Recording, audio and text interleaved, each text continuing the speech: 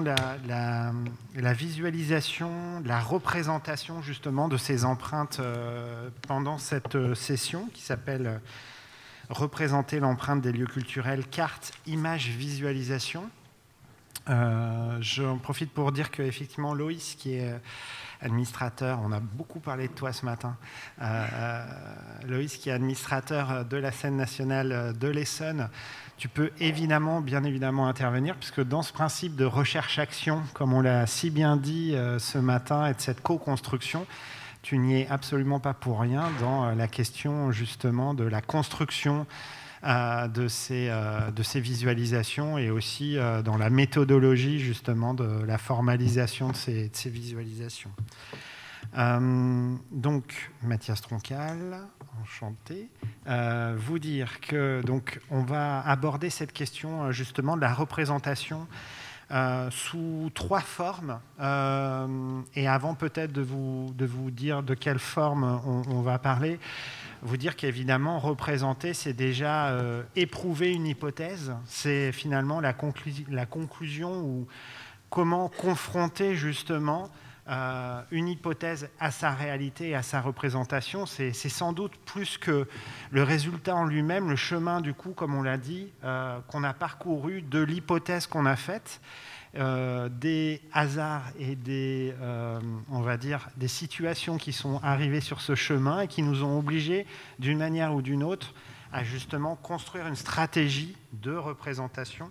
Donc il s'agit bien là aussi, sans doute, de stratégie de représentation en vue justement d'une certaine audience, d'un certain public, d'une certaine confrontation. On va développer deux types de représentation d'images, de visualisation de cette empreinte des lieux culturels cet après-midi.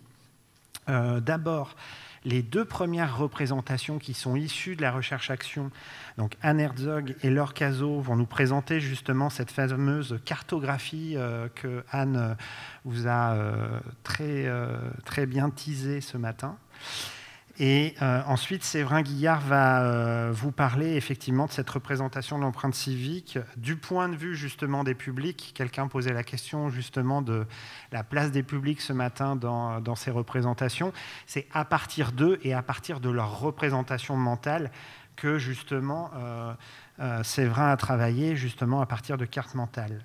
Face à ces deux modes de représentation, on avait le souhait que justement une représentation artistique puisse aussi se faire, puisqu'on est quand même dans des théâtres et que cette question, la représentation, est au cœur des programmations et au cœur des projets artistiques qui eux-mêmes sont nombreux, et à la fois la scène nationale de l'Essonne et la scène nationale de la Seine-Saint-Denis sur les plateaux pour représenter justement à la fois et l'empreinte et le territoire.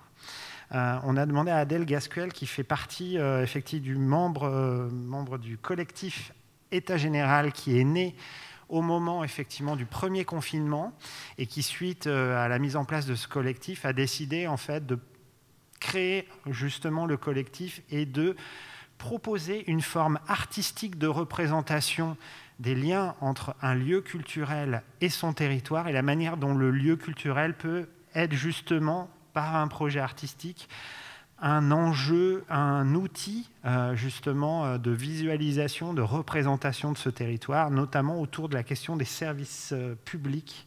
Adèle, mais tu en parleras. Donc je passe la parole à Anne et à Laure. Et vous avez donc du coup 20 minutes. Merci Mathias.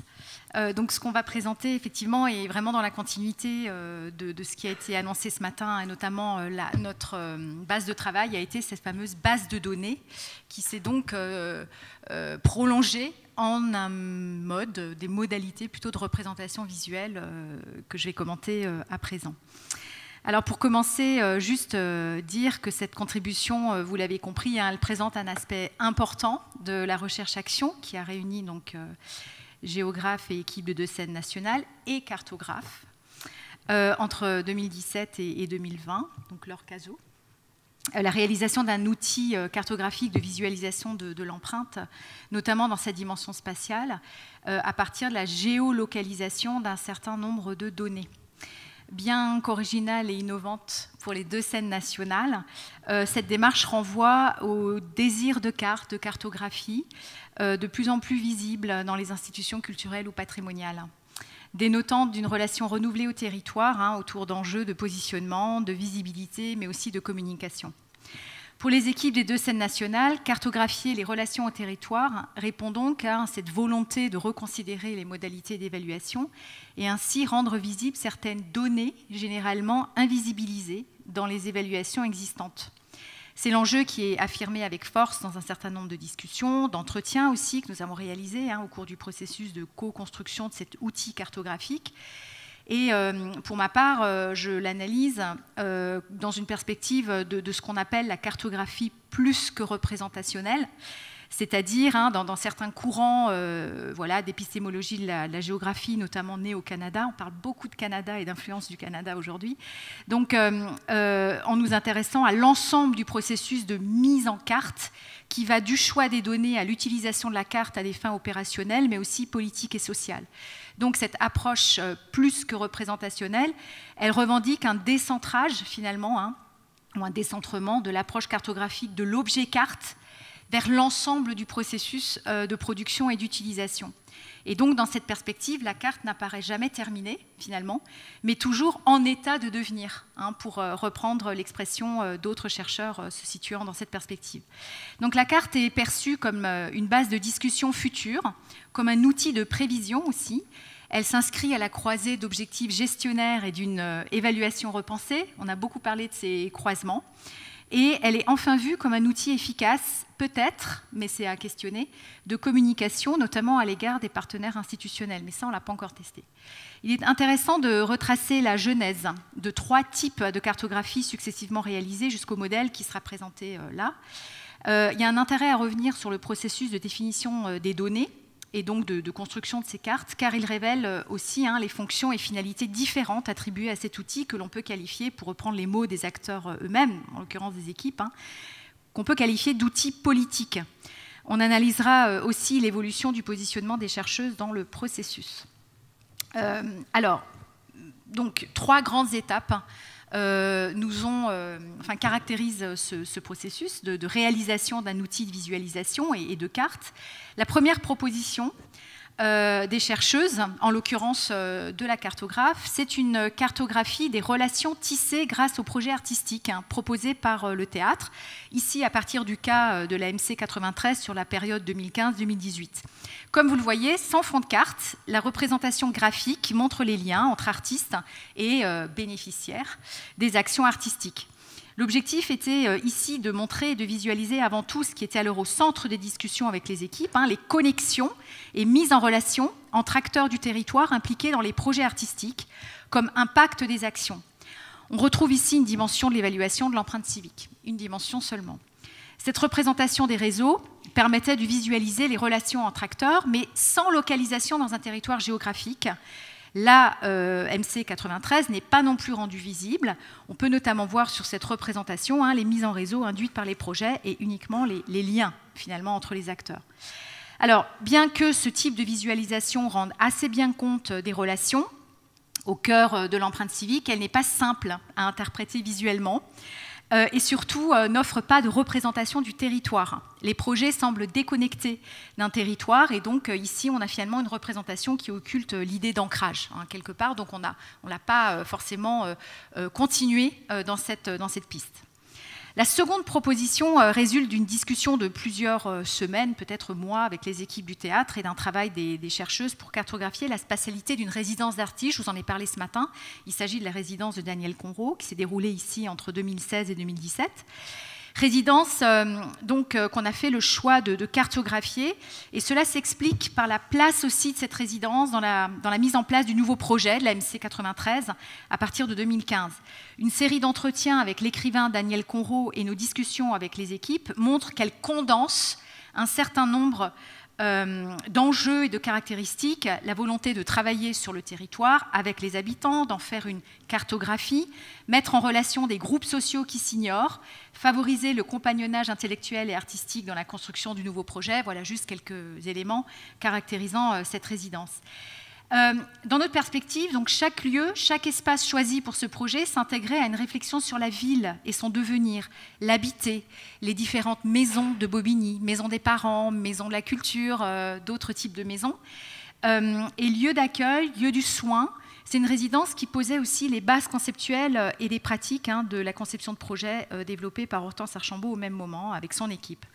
Donc la cartographie de la présence de la MC 93 sur son territoire devait rendre compte de cette volonté d'exploration de la ville jusqu'à une échelle très micro. Nous avons donc proposé une cartographie de la résidence localisant chaque action menée, chaque acteur impliqué de façon dynamique, tout en rendant sa pleine visibilité au théâtre, ce qui n'était donc pas le cas dans la représentation précédente. L'outil rendait également visible la manière dont une ville est investie par les acteurs artistiques hors les murs, dans ces espaces ordinaires, ces interstices, le quartier, la rue, le centre social, comment différents types d'espaces publics aussi avaient pu se transformer en espaces festifs, être investis par les artistes, devenir des lieux d'échange entre habitants et acteurs institutionnels. Donc tout ça, on peut le montrer. L'outil permettait aussi de visualiser par des lignes les relations et liens connectant différents lieux et acteurs participant à la résidence, élément important, on l'a déjà souligné, la notion d'empreinte civique, des liens rendus visibles par la carte, autrement invisibles. Enfin, l'outil permettait d'associer la carte et le récit, ouvrant la possibilité d'une cartographie sensible, par l'intégration de récits, même fragmentaires, d'artistes, de participants, de partenaires, introduisant donc une subjectivité qui vient au fond perturber la représentation objective, un peu standardisée de la carte. L'outil de visualisation, c'est une nouvelle forme d'expression spatiale, associant données quantitatives et qualitatives, données objectives et subjectives, cartographie, chiffres et récits. Il reconstitue de manière assez ludique et évolutive les espaces d'une résidence artistique et les liens entre participants, tout en situant ces derniers et en rendant éventuellement visibles leurs paroles, la multiplicité des points de vue. Il s'agit en fait de créer une sorte de mémoire cartographique d'une résidence. Je laisse la parole à Laure.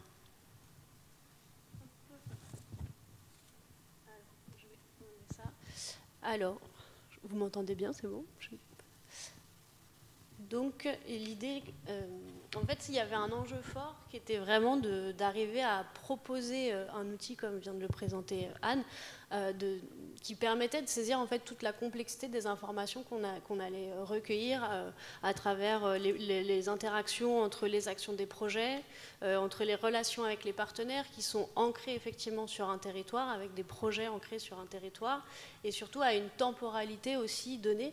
Donc ça faisait un espèce d'ensemble d'éléments à conjuguer qu'on a tout d'abord essayé de cartographier de manière classique, comme vous avez pu comme on peut rencontrer des cartes régulièrement, mais on s'est vite rendu compte qu'il y avait vraiment il y avait des limites et ça ne permettait pas de mettre en avant cette complexité. C'est pour ça qu'on s'est orienté vers l'outil que vous voyez derrière, qui s'appelle, je ne sais pas si vous avez déjà vu ça, c'est les tableaux de bord en fait, cartographiques, qui permet de retranscrire justement toute cette complexité en mettant en relation les différentes données et en combinant différentes formes de représentation. Et c'est vraiment dans cette combinaison qu'on arrive à ressortir une information qui est riche. Alors, le tableau de bord, il est constitué en différents éléments. La partie la plus importante, c'est la partie qu'on voit ici, qui est l'élément central, la carte, d'accord, qui va nous permettre de saisir l'ancrage territorial des actions menées.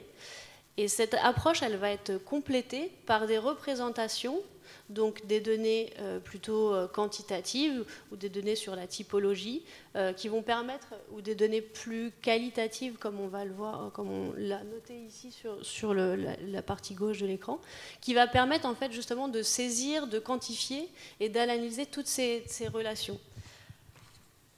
L'outil, il permet d'une part une approche globale, puisqu'on peut avoir une vision de l'ensemble des projets qui sont menés sur le territoire et avoir un certain nombre d'éléments que nous avons choisis qui ressortent en première analyse. Excuse-moi, Laure, c'est ensemble des projets dans le cadre d'une résidence. D'une résidence. Donc là, c'est toutes les actions menées dans le cadre de cette résidence.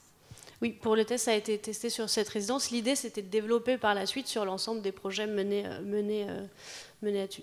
Donc, il y a une première approche plutôt globale et qui permet quand même, qui donne à voir une nouvelle lecture des données dont disposaient déjà les théâtres, mais qu'ils n'avaient pas réussi à retranscrire.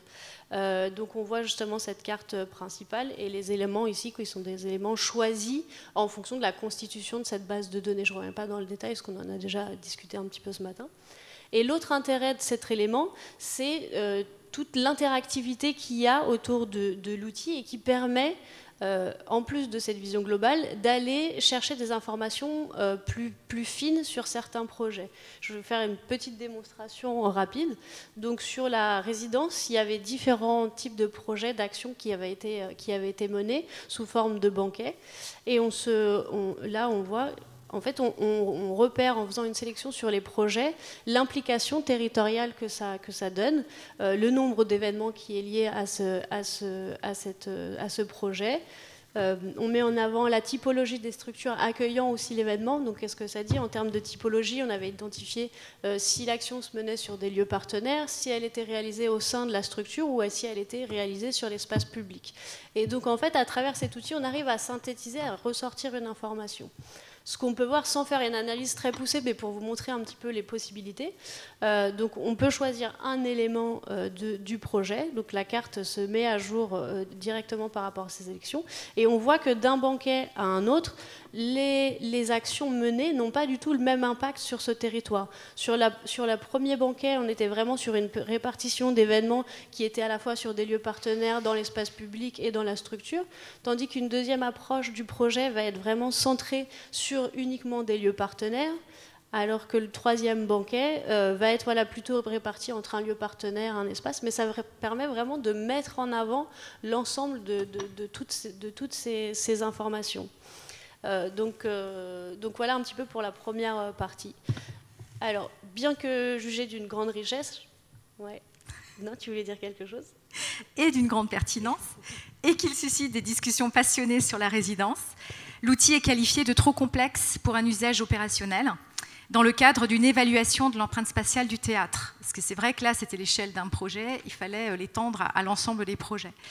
Donc, outil de recherche, de réflexion et d'analyse, il ne pouvait pas vraiment servir l'objectif assigné à la cartographie par l'institution théâtrale, qui était donc un objectif d'évaluation.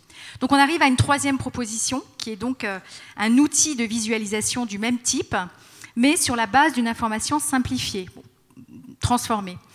La construction de la base a donc été présentée ce matin. Au fil des échanges, l'objectif se précise, y compris pour nous, chercheuses, qui, en comprenant mieux le sens et les finalités. Il s'agit de pouvoir élaborer un outil partageable, opérationnel, utilisable par une pluralité d'acteurs, au sein des équipes éventuellement, également au sein des équipes d'autres théâtres ou d'autres scènes nationales. Au fil des discussions, le type de données et d'informations à géolocaliser se précise également, et à la différence de l'outil précédent, la résidence, qui cherchait à cerner la spatialisation d'un projet artistique dans la ville à partir de la localisation de l'ensemble des actions, la nouvelle carte, le nouvel outil, géolocalise surtout les partenaires à partir de leur adresse, quelle que soit la géographie du projet artistique mené avec eux. Donc on change vraiment d'optique. Cela ne signifie pas que le souci de cartographier les projets disparaît totalement. Ils sont désormais quantifiés à l'échelle de la commune et apparaissent sous forme de fiches associées aux partenaires. Vous allez le voir tout à l'heure avec la petite démonstration. Ce glissement du sens de la représentation cartographique, de la territorialisation des projets artistiques dans la ville, à la localisation des partenaires, s'inscrit dans l'évolution générale de la relation du théâtre à son environnement, notamment à la MC 93, puisque avec la fin du chantier de transformation du théâtre durant lequel les actions hors les murs prévalaient, comme le montre la résidence de Daniel Conro, s'opère un recentrement des projets dans la maison, Aussi, ce qui est désormais central, c'est la cartographie des partenaires et leurs caractéristiques, et donc s'il s'agit de rendre visible l'empreinte du théâtre à travers la localisation de son réseau de partenaires, finalement plus que par la territorialisation des actions menées.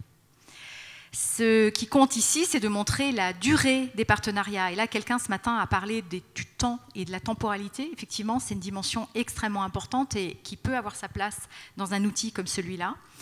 La récurrence des partenariats ou au contraire leur caractère ponctuel ou unique. Et à partir de là, donc, d'en faire un outil de questionnement et de réflexion. On est toujours dans la même démarche, c'est-à-dire que la construction de cet outil de visualisation et l'outil réalisé n'est pas une finalité en soi. C'est quelque chose c'est une base de réflexion, c'est une base de négociation, c'est un outil de prévision et qui est dynamique, donc qui va changer tout le temps. Cela rejoint donc une question récurrente posée par les équipes lors des discussions sur la notion d'empreinte et de la place du théâtre dans les territoires. La visualisation sert notamment à questionner une extension toujours plus forte spatialement de la géographie des partenariats, par exemple, couvrir l'ensemble du territoire. Est-ce que c'est ça l'objectif d'instaurer des relations au territoire? Ou est-ce qu'on va se concentrer sur un certain nombre de relations partenariales qu'on va travailler sur un très long temps? Et donc ça, l'outil peut permettre finalement d'en rendre compte en quelque sorte. Il peut faire apparaître donc des relations de fidélité, de compagnonnage, de partenariats récurrents, etc. L'outil indique également qui est à l'initiative des projets, théâtre ou partenaires.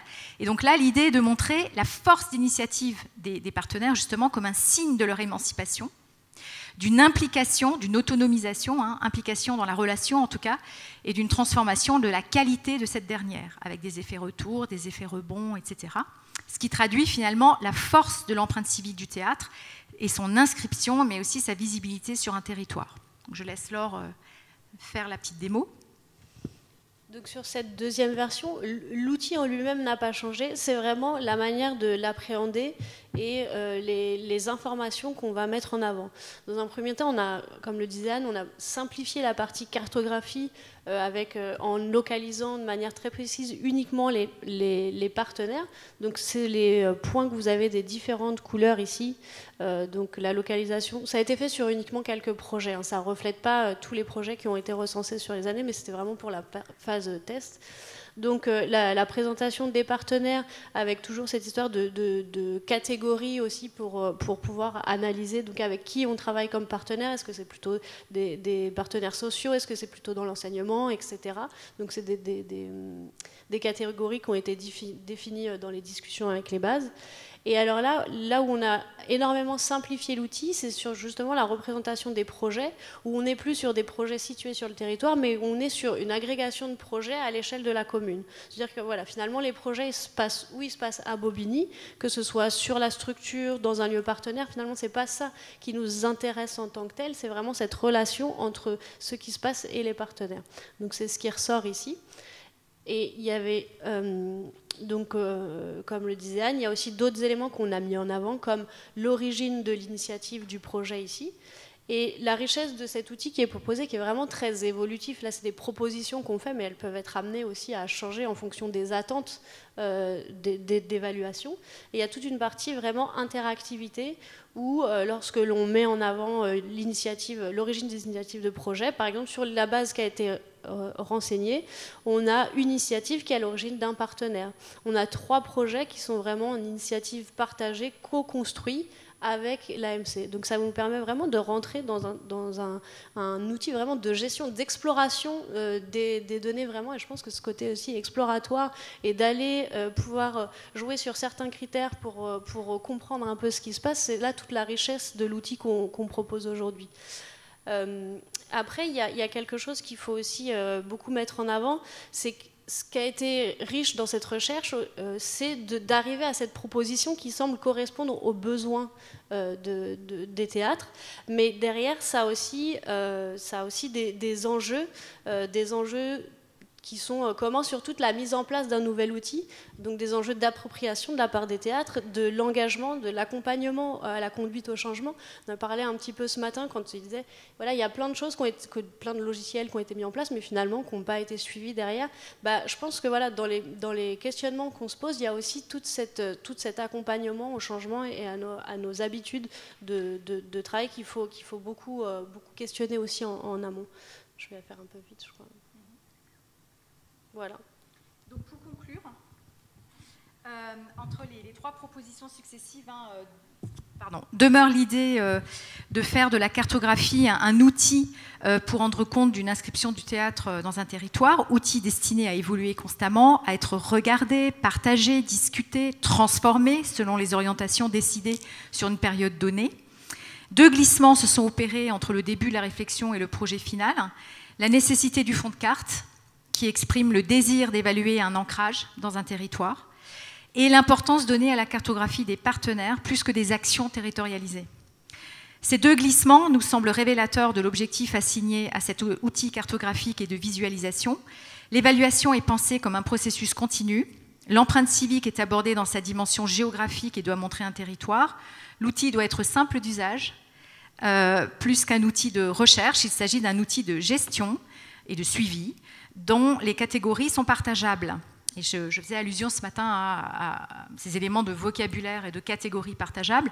Tout ce qui s'affiche ici est en fait le résultat de toutes ces discussions autour des catégories et des mots. L'outil doit permettre des visualisations rapides dans un objectif de communication qui renvoie à l'un des enjeux de l'évaluation. Alors, l'évolution de la position des chercheuses dans le processus, c'est un outil de plus en plus... alors, ça a été un outil totalement co-construit et orienté vers l'opérationnel et les objectifs des théâtres, avec au fond la reprise des catégories de vocabulaire issues du champ professionnel, plus que du vocabulaire utilisé par les chercheuses. Et on voit bien, vous l'avez vu ce matin avec mes 3 listes de termes et de catégories, il y a eu effectivement des transformations de ce point de vue-là. Et je voulais juste terminer, je vous ai montré ce matin 2 tableaux Excel absolument illisibles. Donc l'idée, c'était aussi de permettre une entrée des données beaucoup simplifiée par rapport à partager un tableau Excel.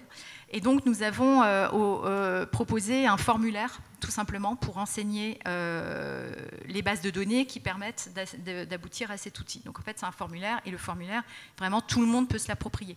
Donc là, il y a vraiment cette idée d'inventer un outil qui puisse être partageable, parce que c'était vraiment un des enjeux aussi de cette recherche. Merci. Merci beaucoup. J'ajoute juste que cet outil, il vient aussi à point nommé à un moment donné où il y a beaucoup de théâtres qui sont en train de se poser des questions sur leur outil de gestion planning et que à MC93 particulièrement, on est en train de mettre en place l'outil Dièse qui, à terme, pourrait être plugué avec, justement, dans ce formulaire, dans un transfert de données, à l'ensemble des projets qui sont présentés dans le planning de la MC93 et qui permettraient de manière automatique et donc de répondre à cette simplification et cette utilisation simple de la part de l'équipe, de pouvoir générer effectivement une visualisation beaucoup plus simplement qu'en rentrant effectivement dans des fichiers Excel et en faisant en doublant en fait effectivement par les équipes ce travail. Donc voilà, cette tentative est effectivement une tentative de praticité, on va dire, aussi importante. Merci beaucoup. Séverin, je te laisse continuer sur donc du coup le 2e outil de visualisation qui part non pas lui. Alors peut-être qu'il faut que vous bougiez, donc je vais essayer de meubler pendant ce temps-là, qui part non plus forcément en fait d'une demande ou en tout cas d'un souhait de visualiser les actions du théâtre par les équipes du théâtre et pour les équipes du théâtre, mais là c'est plutôt, on va dire, une visualisation qui part de l'imaginaire, de la perception, du vécu, de l'expérience, je meuble encore, de la manière dont effectivement les publics, les participants, les habitants ont justement contribué, ont été impliqués au lieu et ce qu'il en reste effectivement dans leur mémoire. Ça s'appelle donc des cartes mentales, mais je te laisse les expliciter.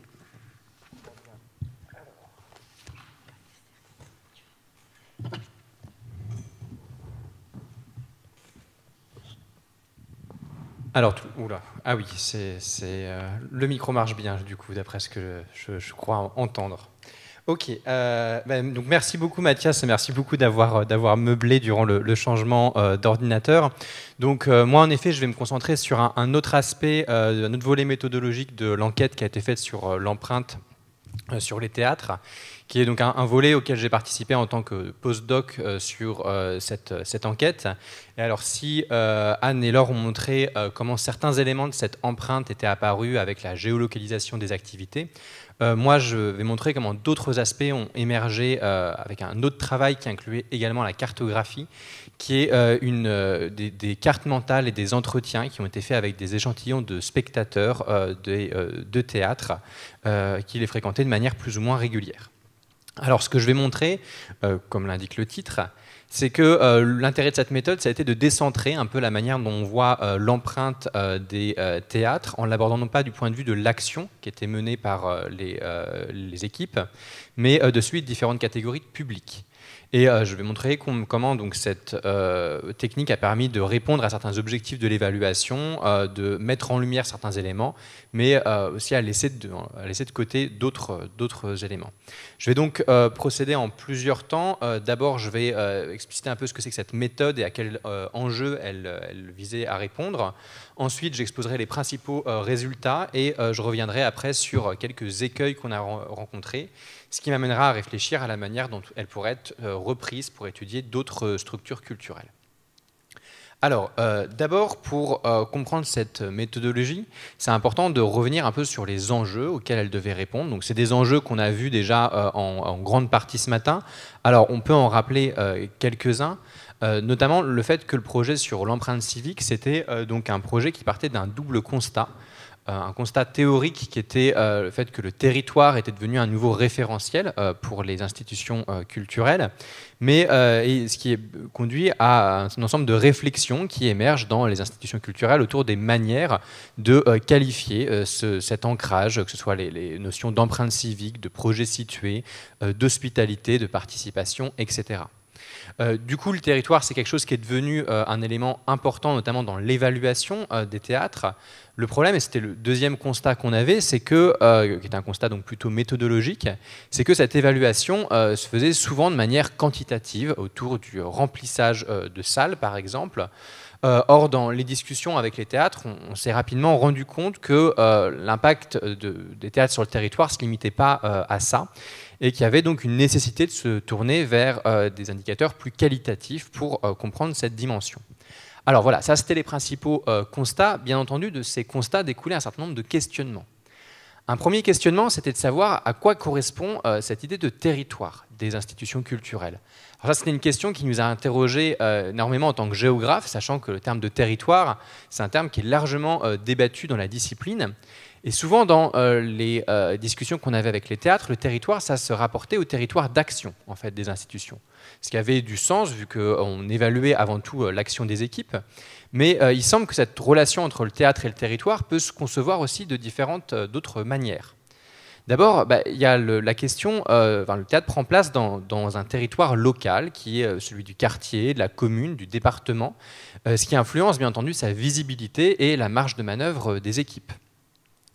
Ensuite, le théâtre s'inscrit également dans les territoires de vie. Il y a un ensemble d'individus qui fréquentent le théâtre, qui passent à proximité. Bref, tout un ensemble de pratiques et de représentations dans lesquelles le théâtre a un rôle plus ou moins important. Et il nous semblait aussi qu'avoir une idée de l'empreinte des théâtres, c'était aussi saisir le rôle qu'ils pouvaient avoir dans ces territoires quotidiens d'une diversité de spectateurs. Alors, du coup, la deuxième question, c'était de savoir comment est-ce qu'on pouvait rendre compte de l'insertion des théâtres dans ces autres territoires. Alors, je l'ai dit, l'enjeu, c'était de mettre en place des indicateurs qualitatifs et ça a été rapidement complété par une volonté de mettre en place une étude spécifiquement axée sur un échantillon de spectateurs. Alors, en quoi a consisté cette méthodologie ? Alors, comme je le disais en intro, ça a consisté d'abord en des échanges individuels avec des spectateurs qui fréquentaient le théâtre de manière plus ou moins régulière. L'objectif, du coup, c'était d'obtenir une série d'aperçus de la manière dont le théâtre s'insérait dans les pratiques et les représentations quotidiennes de ces personnes. Ce qui permettait de décaler les choses par rapport aux approches quantitatives. Il y avait un nombre de données qui était certes plus limité, mais plus approfondi. Mais également par rapport à certaines approches qualitatives, en ayant un panel de spectateurs qui était plus important, qui était plus divers que ceux qui étaient par exemple inscrits juste dans le cadre des projets. Alors pour ça, on a décidé de combiner des entretiens courts, donc 20 à 30 minutes, avec la réalisation de cartes mentales. Alors qu'est-ce que j'appelle des cartes mentales ? C'est une technique qui est utilisée depuis longtemps en géo, qui correspond, on pourrait dire que ça correspond à une représentation graphique d'un espace par un individu, représentation qui est réalisée à main levée suite à une question posée par l'enquêteur. Alors, en l'occurrence, vu qu'il s'agissait d'observer comment le théâtre s'insérait dans les territoires des spectateurs, on a cherché à non pas partir du théâtre, mais plutôt partir des pratiques et des représentations des spectateurs. Du coup, alors comment est-ce qu'on procédait ? On demandait d'abord aux personnes interrogées de représenter sur une feuille blanche la ville, Bobigny ou Évry, avec tous les lieux qu'ils fréquentaient. Il y avait ensuite une deuxième étape qui était qu'on leur demandait d'ajouter, alors généralement d'une autre couleur, en marron, l'ensemble des lieux qu'ils fréquentaient pour la culture et les loisirs. Et ça permettait d'enchaîner sur une discussion sur leurs pratiques culturelles et évidemment la place du théâtre à l'intérieur de tout ça. Enfin, on leur demandait de mettre en vert des espaces qu'ils appréciaient particulièrement et en rouge ceux qu'ils n'appréciaient pas. Ce qui permettait de voir comment des jugements sur le territoire pouvaient influencer la représentation du théâtre. Alors, au total, on a donc eu 39 personnes qui ont été interrogées sur les deux théâtres en un an. C'est des personnes qui ont été choisies par les équipes du théâtre avec un choix qui s'est fait selon une logique, qui était l'idée de partir plutôt spectateurs proches du théâtre pour s'en éloigner progressivement. Et ça a conduit à la mobilisation de ce que les équipes ont qualifié de deux grands cercles de spectateurs. Donc un premier cercle qui était celui des habitués du théâtre, essentiellement des abonnés. Mais un deuxième cercle par la suite qui était les personnes qui fréquentaient le théâtre plus ponctuellement. Alors, si je reprends un terme des équipes, de personnes qui tournent autour du théâtre. Donc ça pouvait être en fonction des cas, des nouveaux abonnés, des personnes qui ont été impliquées ponctuellement dans les activités du lieu, par exemple via un projet spécifique. Alors juste avant d'aller plus loin, quelques petites précisions complémentaires. On a fait attention à ne pas contacter uniquement des gens qui vivaient sur la ville d'implantation du théâtre. Alors c'est important parce que par exemple dans le cas de l'AMC, ça a impliqué aussi de contacter des personnes habitant à Paris ou habitant dans d'autres villes de Seine-Saint-Denis, ce qui permettait de donner une diversité de perspectives sur cette ville. Deuxième élément, c'est des enquêtes qui ont toujours été menées par rapport à un théâtre spécifique. Alors je dis ça aussi parce que par exemple, pour la scène nationale de l'Essonne, c'est une scène nationale qui est devenue multisite durant l'enquête. Et donc là, on a décidé vraiment de se concentrer sur le lieu historique qui était le théâtre de l'Agora. Dernier point, ces entretiens, c'est des entretiens qui ont été situés au théâtre, le plus souvent par contre dans un lieu de sociabilité, café, restaurant, avec l'idée que c'était un peu une zone de transition entre l'extérieur et le théâtre. Alors, qu'est-ce que cette méthode a donné à voir ? Déjà, c'est une méthode qui a permis effectivement de décaler la manière dont était conçu le rapport entre le théâtre et le territoire. Et elle a permis de montrer comment ces équipements s'inséraient dans un territoire de vie plus large. Alors ce qu'on voit par exemple dans les cartes ici, c'est que par exemple dans le théâtre de l'Agora, à gauche, on a pu... Vous voyez rien du tout. Alors, donc... Il faut dire que les dessins au départ sont pas très lisibles, Jean-Barthélemy. Ah, oui. Alors, on peut faire quelque chose. On peut changer la luminosité peut-être. On peut peut-être voir si la luminosité marche. Moi, ce que je vous propose, c'est que on peut aussi vous demander de faire une file indienne et de passer devant, si vous voulez, pour essayer de voir. La chose est que là, Séverin va vous montrer quelques cartes mentale de quelques spectateurs, mais que je pense que ce qui va être intéressant d'analyser, d'étudier, c'est quand même un résultat sur la somme. Oui, tout à fait. Alors après, l'idée, c'est aussi de vous montrer un peu à quoi ça ressemble. Alors en réalité, sur des feuilles papier, elles sont bien entendu un peu plus lisibles que ça. Il y a toujours un problème de passage du physique au numérique. Mais en gros, si je vous explique ce qu'il y a sur ces cartes, de toute manière, après, on aura plutôt des détails sur ces cartes que les cartes dans leur ensemble. Mais ce qui est intéressant ici, c'est que par exemple, sur le théâtre de l'Agora, en fait, on a l'Agora qui se trouve sur... alors, est-ce que ça... Sur la droite, enfin, voilà, carte de gauche, l'Agora se trouve plutôt sur la droite, et qu'en fait on a plein de liens qui sont faits entre plein de carrés, qui sont plein de lieux en fait ancrés sur le territoire, et qu'en fait on a l'Agora qui est réintégrée. Alors là, on était sur quelqu'un qui était très investi dans le milieu associatif, qui est réintégré dans toute une chaîne de partenaires, d'associations qui se trouvent sur le territoire. À droite, on est sur la MC93. Alors pareil, c'est une carte où il y a plein de points de détail. Et par la suite, je montrerai plus des détails sur la question. La MC93 se trouve à droite, elle est entourée en vert. Et en fait, la MC93, c'est un pôle dans des pratiques culturelles. Là, on était sur quelqu'un qui était assez habitué aux lieux culturels, qui incluait, comme le montre Mathias, qui incluait également Paris au milieu à gauche. Juste au milieu à gauche, hop, en bas, voilà, descends un tout petit peu, voilà, là, donc, non, juste, tu l'avais, juste à gauche, voilà, ici, Paris, et tout en bas, Avignon, voilà, avec quelqu'un qui était habitué à aller dans différents endroits. Donc voilà, on a ce décalage-là qui se trouve. Alors, par la suite, plus de carte mentale sur cette diapositive, on y reviendra par la suite. Ce qui est intéressant, c'est qu'en plus de ça, cette enquête, elle a permis de avoir un certain nombre d'éléments concernant la place du théâtre dans la ville et le rôle qu'il pouvait jouer dans certaines trajectoires individuelles. Ça se retrouvait sur plusieurs plans. D'abord, ces enquêtes ont donné des indices de la manière dont les théâtres s'ancrent dans la ville. Alors, on l'a déjà mentionné, donc les théâtres de l'Agora et de la MC93, c'est deux théâtres qui sont plutôt en cœur de ville, cœur de Bobigny et d'Évry, mais cependant, sur les cartes, ils n'avaient pas la même visibilité. Souvent, la MC93, elle était représentée comme un bâtiment assez imposant, avec une taille qui dépassait ses proportions réelles dans l'espace urbain. Le théâtre de l'Agora, il était souvent inscrit en petit, souvent un point dans l'espace ou un nom dans une liste d'infrastructures. Il y a plusieurs choses qui peuvent expliquer ces différences. D'abord, il y a le fait que cette différence était liée en partie à la structuration de leur quartier d'implantation. Est-ce qu'on voit un peu mieux? C'est en un peu plus gros peut-être. Donc voilà, le théâtre de l'Agora, en fait, il y a toute une problématique d'un théâtre qui se trouve dans un centre commercial, avec un centre commercial qui a donné lieu à des jugements de valeur importants, notamment de la part des abonnés. C'est ce qu'on voit ici. On a un théâtre qui est représenté en vert, donc plutôt apprécié, dans un centre commercial représenté en rouge, donc assez décrié. Dans d'autres cas, on avait également dans les entretiens l'idée que ça peut contribuer à invisibiliser le théâtre par rapport à d'autres espaces. Par exemple, un nom d'abonné qui mentionnait qu'il ne savait pas qu'il y avait un théâtre dans le centre commercial parce que souvent il entrait par une autre porte du centre commercial et était jamais allé jusque-là. Du côté de la MC93, on a plutôt une situation de centralité de la MC qui semble renforcer la visibilité du lieu. Et ça, quels que soient les profils de spectateurs.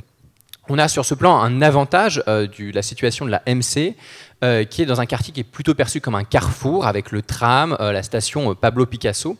Et pour les spectateurs parisiens, c'était renforcé par une sorte de mise à distance des grands ensembles du centre commercial, alors qu'on ne voit plus trop maintenant parce que c'est en travaux, mais qui se trouvait en tout cas à un niveau différent sur une dalle. Donc on voit que les zones en rouge en fait, étaient à distance de la MC93, qui reste en vert ici. Alors, bien entendu, il n'y a pas que la question du quartier d'implantation qui explique la visibilité différente, mais il y a également la politique menée par les équipes dont on voit une transcription directe dans les cartes. Alors, à la MC93, on voyait souvent l'intérieur du bâtiment qui était dessiné avec des choses qui se passaient dans les salles de spectacle à gauche, mais également dans le hall sur l'esplanade. Et là, on voit bien le lien avec toute une politique qui était menée par l'équipe pour rendre le bâtiment visible donc depuis l'extérieur, mais aussi pour réinvestir le hall du théâtre. Et donc, ça a reflété tout un ensemble d'efforts pour faire de la MC93 un lieu de vie. Du côté du théâtre de l'Agora, alors l'intérieur du théâtre était rarement dessiné. Mais ça, c'est sans doute lié au fait que l'investissement de l'équipe était plutôt mis ailleurs, autour de l'établissement de liens entre le théâtre et d'autres lieux du territoire, via par exemple des partenariats, des événements hors les murs. Et donc sur les cartes, on voit souvent d'ailleurs que ce lieu, c'est ce qu'on voit sur la droite, est inclus dans un réseau d'acteurs sur le territoire, voilà, qui incluait la Massy, Bretigny, etc. Et que du coup, ça pouvait aussi constituer un point de départ pour fréquenter d'autres équipements. En gros, que ça reflétait l'investissement par l'équipe du théâtre d'un territoire d'action un peu plus large. Alors, deuxième élément qu'on voyait, alors cette fois-ci c'est plutôt par les entretiens, c'est le fait que le discours des spectateurs permettait d'avoir des indices sur ce qui rendait les théâtres spécifiques par rapport à d'autres institutions culturelles. Alors, sur ce plan, l'enquête a permis de montrer comment l'image des théâtres se structurait par rapport à un rôle particulier qui leur était attribué, qui était celui de théâtre de banlieue, avec une opposition forte par rapport au théâtre parisien. Ça se retrouvait sur plusieurs plans. D'abord, il y avait de nombreux spectateurs qui défendaient l'idée que l'AMC et l'Agora correspondaient à des théâtres de proximité. Alors, il y avait une proximité géographique, notamment pour les gens qui habitaient sur la commune, mais aussi une idée d'accessibilité, notamment, c'était des éléments qu'on évoquait ce matin, avec la question d'une politique de prix. Deuxième élément, c'était complété par l'idée que c'était des lieux où on pouvait construire des relations interpersonnelles. Alors ça se tissait pas de la même manière à la MC, à l'Agora. À l'Agora, on avait notamment une importance dans la relation avec les équipes qui les guidaient dans tout un parcours de spectateurs. À l'AMC, on retrouvait plutôt l'idée d'un lieu qui permettait de tisser des liens entre les spectateurs dans un théâtre qui serait un lieu de rencontre. Donc ça, à nouveau, ça renvoie à la politique menée par les deux institutions. À Évry, une équipe qui cherchait plutôt à aller chercher les spectateurs sur le territoire, et à l'AMC, une volonté de créer un lieu d'accueil pour les différentes personnes fréquentant le territoire. Et dernier élément, c'était donc associé à certaines spécificités esthétiques, le fait que le théâtre, notamment, ce théâtre était notamment décrit comme des lieux de découverte, mais aussi des lieux où on pouvait voir des formats de spectacles un peu particuliers, notamment par exemple des spectacles un peu plus politiques. Alors, enfin, dernier élément, ces enquêtes ont permis de donner des indices sur le rôle changeant des théâtres dans les trajectoires de spectateurs. Alors là-dessus, il y a des études en sociologie qui ont bien montré comment la relation aux institutions culturelles se construisait dans le cadre d'une carrière de spectateurs qui se mettait en place sur le temps long. Et là-dessus, l'approche par le territoire, elle a permis de montrer l'impact de prise qui était proposé par les équipes sur cette carrière de spectateurs, et notamment sur des spectateurs peu habitués à venir au théâtre. Donc à Évry, par exemple, il y avait là sur la carte la question des actions menées dans les maisons de quartier. Donc, qui se trouve ici à droite, qui permettait d'établir un premier lien avec des spectateurs. Et là, on voit la flèche qui conduit vers le théâtre et qui les amenait à fréquenter par la suite le théâtre. Bref, du coup, on a eu une méthode, avec cette méthode, un certain nombre d'expérimentations qui ont été plutôt riches, qui ont permis de donner à voir un certain nombre de choses sur les théâtres, sur leur ancrage dans le territoire. Bien entendu, le fait de mettre en place cette méthode, ça n'a pas été sans poser quelques difficultés. Et ça me semble important dans un dernier temps de revenir un peu sur ces difficultés, d'autant plus que voilà, c'est pas forcément en termes de ce qu'elles pouvaient poser en termes négatifs, mais parce que en fait, elles apportent également un certain nombre d'éléments complémentaires pour mieux comprendre la place des théâtres sur leur territoire. Et elles permettent aussi d'ouvrir des pistes sur la façon dont cette méthode pourrait potentiellement être adaptée sur d'autres institutions. C'est pour ça que j'ai intitulé cette troisième partie « Écueil, résultats ou perspectives », retour réflexif sur un chemin de fer, pour reprendre l'expression qui a été employée ce matin. Alors, dans le contexte de l'enquête, ces écueils ont concerné plusieurs dimensions. D'abord, la question de l'adéquation de l'outil carte mentale au territoire qui était étudié. En fait, il y avait souvent un problème d'échelle dans cette question des cartes mentales. Parce qu'on demandait aux spectateurs de dessiner Évry et Bobigny, en fait, l'échelle de ces villes ne recouvrait pas toujours la totalité du territoire que ceux-ci fréquentaient. En fait, là, on a un problème caractéristique de la région parisienne, qui est qu'on est sur un ensemble urbain continu, regroupant une multitude de communes, que les habitants investissent selon des échelles variables. Alors ça, c'est des choses qu'on pourrait retrouver, des problèmes qu'on pourrait retrouver sur d'autres théâtres, par exemple si on est à l'échelle de communautés de communes avec des spectateurs qui sont éparpillés. Néanmoins, c'est une question qui se poserait sans doute beaucoup moins si on regardait d'autres villes françaises. Je pense par exemple à des villes moyennes. Donc là-dessus, je dis ça d'autant plus que, vu que j'en profite pour dire que je suis nouvellement amiénois, et que du coup j'ai préparé une partie de cette com au café de la Maison de la Culture de la ville d'Amiens, qui se trouve en plein centre d'Amiens et qui correspond donc à cette configuration. Deuxième difficulté, c'était la question de la représentativité des personnes. On avait un petit nombre de personnes interrogées, donc il n'y a évidemment pas une représentativité de l'ensemble des spectateurs des théâtres. Cependant, ça allait avec l'objectif de l'enquête, vu qu'il s'agissait de mettre en lumière les contrastes entre différents types de rapports au théâtre. Néanmoins, la question de représentativité, elle se posait parce que les personnes ont été choisies par les équipes des théâtres, ce qui pouvait poser certains biais. Du coup, néanmoins, on pouvait supposer que ce mode de sélection avait un intérêt pour la recherche. Si certains membres de l'équipe nous présentaient certains spectateurs, c'est qu'il signifie quelque chose pour eux. Et ça a été d'autant plus révélateur qu'en fait, le choix des spectateurs a fait l'objet d'un passage de relais entre les membres de l'équipe. Et au fil de l'enquête, on s'est rendu compte qu'il y avait plusieurs types de publics ciblés par les membres des équipes. Par exemple, à Évry, on a eu d'abord des spectateurs sollicités par l'équipe d'accueil, qui étaient des populations blanches, sans signe religieux apparent, souvent à la retraite ou s'en approchant. Ça contraste avec les 4 personnes qui ont été mobilisées dans un second temps par l'une des responsables des relations au public, qui, en plus d'être plus jeunes, étaient pour 3 d'entre elles des femmes voilées. Donc, dernier type de difficulté pour cette méthode, il y a le fait que c'est une difficulté d'ordre logistique. C'est une méthode qui a été qui a pris beaucoup de temps, avec parfois des difficultés à motiver des spectateurs qui n'étaient pas tous prêts à prendre 30 minutes pour discuter avec un inconnu. Ça marchait plutôt bien avec les personnes qui étaient prêtes à faire confiance au théâtre, mais c'était beaucoup plus dur dès qu'on s'éloignait du cercle proche. Alors évidemment, cette difficulté amène à réfléchir à la manière dont on pourrait modifier les choses pour de futures évaluations. Alors, une solution, ça pourrait être évidemment de multiplier les personnes investies dans l'enquête, mais une deuxième solution, ça pourrait être également de renforcer par exemple les hybridations entre la dimension recherche et la dimension pratique artistique, par exemple en faisant de cette évaluation un projet à part entière. Plutôt que de prendre des spectateurs isolés, on pourrait imaginer par exemple constituer un groupe de spectateurs sur une saison qui mélangerait habitués et moins habitués. Et ça pourrait être l'occasion de mettre en place un projet de cartographie participative, qui est une autre méthode qu'on utilise en géo, qui pourrait définir la place du théâtre, qui viserait à définir la place du théâtre sur le territoire. Alors le projet deviendrait autant intéressant pour le résultat final, la cartographie qu'on arriverait à produire, que par son processus, avec l'idée de capter un peu les discussions qui se font dans ce contexte. Alors, en conclusion, du coup, c'est une méthodologie qui a permis de répondre à un certain nombre d'objectifs de l'évaluation, en particulier de rendre compte d'autres modes d'ancrage du théâtre sur son territoire, en apportant une représentation visuelle de cet ancrage, même si je suis d'accord qu'elle ne passe pas toujours très bien en PowerPoint.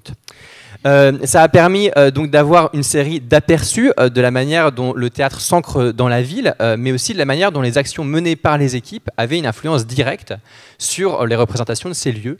Bien entendu, c'est une méthode qui gagnerait à être peaufinée et améliorée, par exemple dans le cadre d'institutions opérant dans d'autres contextes, ce qui permettrait de voir comment, en plus de se structurer par rapport à un territoire d'action, l'action des théâtres contribue à initier des déplacements ou des décalages dans des trajectoires de vie pour un ensemble d'individus. Voilà, je vous remercie, je suis désolé, j'ai explosé mon temps. Merci beaucoup. Non, mais c'était, je pense, important que tu ailles au bout et de permettre de comprendre, je meuble là encore, de comprendre effectivement cette méthodologie, à la fois le caractère presque subjectif, en tout cas comment la part du subjectif des spectateurs, à un moment donné, est prise en compte dans la question de l'évaluation et comment on en rend compte. Il n'y a pas que la subjectivité des spectateurs, vous l'avez compris, puisque du coup est en question ou en mis en exergue aussi la subjectivité des équipes de chaque théâtre dans cette méthodologie. Et ce qui est très intéressant pour l'avoir vécu, c'est combien du coup cette évaluation, elle peut s'adresser évidemment à des partenaires tutelles, mais elle s'adresse aussi avant tout à des équipes et du coup, elles peuvent être sujets à débat et réflexion et du coup, à questionnement sur aussi le sens de notre action et aussi les projections inconscientes qu'on a sur les motivations justement de nos actions. Donc je crois que s'il y a quelque chose, en tout cas du côté des équipes à retenir, c'est cette manière dont ce nouveau mode d'évaluation nous permet nous-mêmes de nous déplacer et de mettre à jour aussi des motivations inconscientes et des modalités de rencontre inconscientes aussi, ou pas forcément formalisées avec les spectateurs. C'est à toi, Adèle.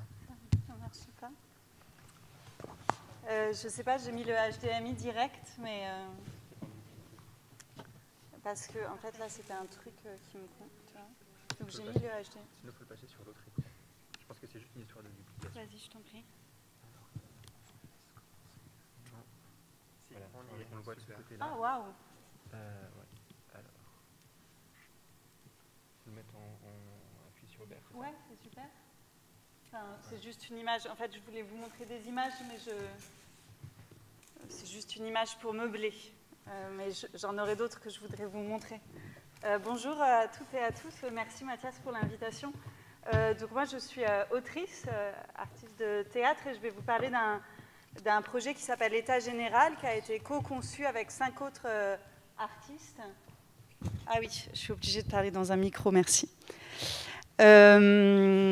Voilà, et qui donc, je pense, va faire écho à certains endroits à la question de la cartographie, peut-être à d'autres endroits à ce qui s'est dit ce matin, mais voilà, c'est pas un projet de recherche. Et du coup, dans cette chose qui s'appelle État général, donc on est 6 artistes à l'avoir conçu, je vais vous en faire l'histoire, mais du coup, je vais forcément vous en faire l'histoire à partir de mon point de vue subjectif, et une autre artiste qui aurait été invitée l'aurait faite autrement, cette histoire-là d'État général. Alors, pour vous dire comment c'est né pour moi, État général, en fait, c'est né pendant le confinement, où on s'est retrouvés pour, je pense, une grande majorité des intermittents, tout d'un coup, sans la moindre activité de création. Et moi, en partenariat, du coup, avec une artiste avec laquelle je collabore régulièrement, Catherine Hargreaves, on s'est mis un peu comme ça à appeler des amis pour savoir comment ils vivaient la crise sanitaire et comment ils étaient impactés. Et en fait, ça nous a semblé passionnant de prendre ce temps-là, en fait, ensemble, de réfléchir avec d'autres artistes sur qu'est-ce qui nous arrivait. Donc on s'est peu à peu mis, sans trop de méthodologie, à faire des enquêtes, en fait. Et peu à peu, c'est devenu des enquêtes conséquentes, où on s'est mis à avoir un panel de questions. Donc on a interrogé une quarantaine d'artistes, en faisant du coup assez attention, finalement, à ce qu'ils soient représentatifs de compagnies minuscules, ou très installés voilà, sur le territoire national. Et suite à cette enquête qui ressemblait un peu au fond à des cahiers de doléances, c'est-à-dire à la fois comment vous êtes impacté par la crise en tant qu'artiste, comment ce temps d'arrêt, puisque nous avons un temps d'arrêt, il vous permet de réfléchir à votre pratique et au processus de création, au processus de production, et du coup, quelle critique vous auriez à faire de votre manière d'exercer le métier ou des partenaires avec lesquels nous exerçons ce métier, notamment les lieux.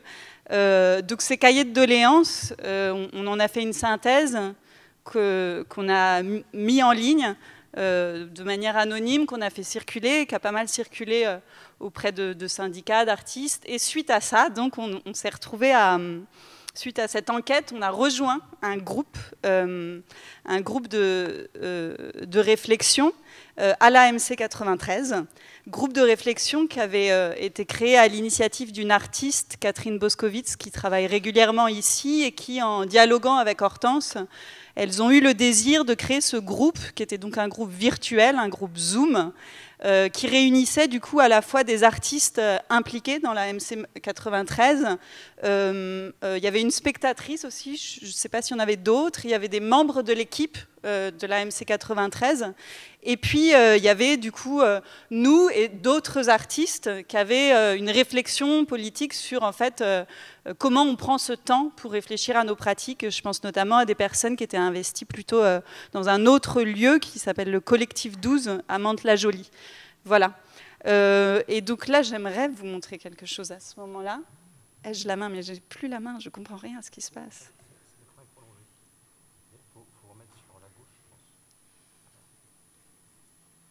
Pardon, hein, je ne suis pas très... C'est là? En fait, l'écran, c'est comme si l'écran était à droite. D'accord, mais comment je montre mes choses alors? Alors, vous déplacez vers la droite. Je peux pas tout mettre sur... que ça apparaisse là, comme ça je suis... En fait, il faut glisser comme ça, à chaque fois. D'accord. Oh là là, pardon, j'ai pas du tout l'habitude de ça. Mais moi, je le vois plus du coup. Ouais, ça c'est le problème. Après, on peut changer les paramètres. D'accord, c'est pas grave, je vais m'en sortir.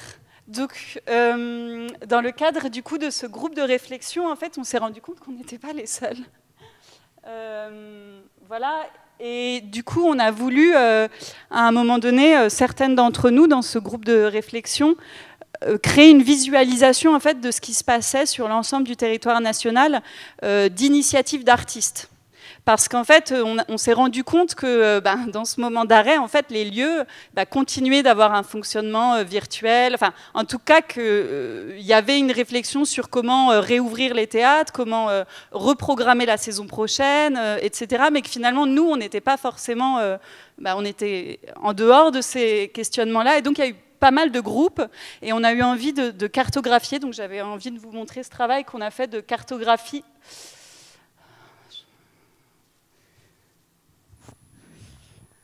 Je ne vais pas y arriver, en fait, si ce n'est pas sur mon ordi.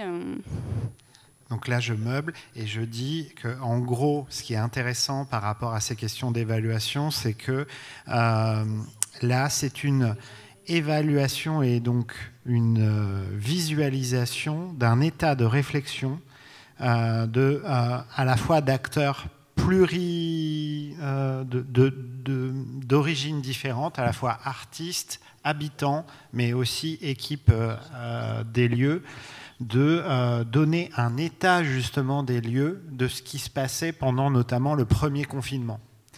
Pendant le premier confinement où, par rapport aux autres confinements, on a eu la particularité d'être totalement fermé, et à la fois au public, mais aussi de ne pas pouvoir venir dans les lieux, contrairement aux états suivants où on était dans une situation où on pouvait travailler et accueillir des équipes artistiques, mais ne pas pouvoir accueillir de public.